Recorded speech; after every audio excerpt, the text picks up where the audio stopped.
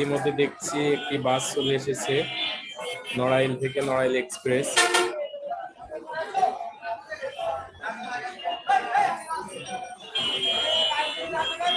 বাংলাদেশের প্রধানমন্ত্রী তারেক রহমান তিনি এই মাঠেই আসবেন। তিনি বেলা 3:30টার সময় এই মাঠে উপস্থিত হবেন। আপনারা দেখতে পাচ্ছেন ইতিমধ্যেই বিভিন্ন স্থান থেকে তারেক রহমানের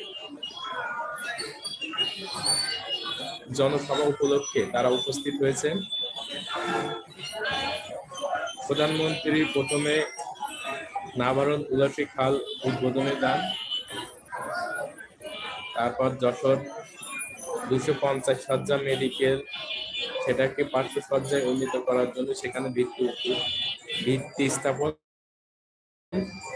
উদ্বোধন করেন।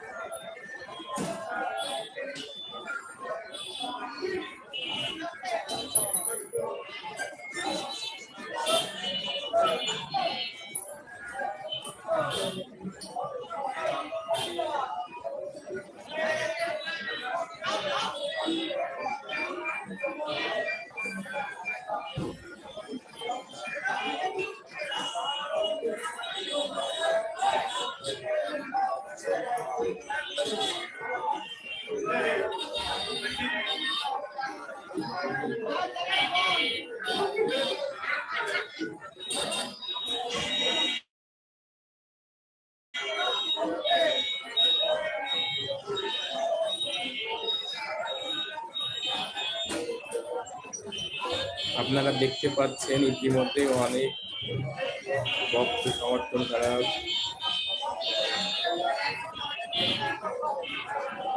আপনারা দেখতে পাচ্ছেন তারেক রহমানের বিশাল জনসভায় মানুষের ঢল।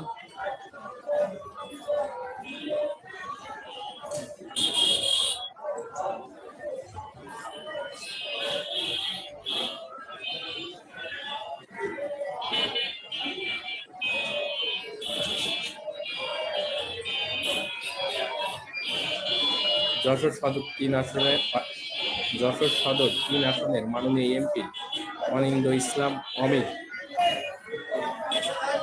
এবং তিনি জ্বালানি, খনিজ ও বিদ্যুৎ প্রতিমন্ত্রী।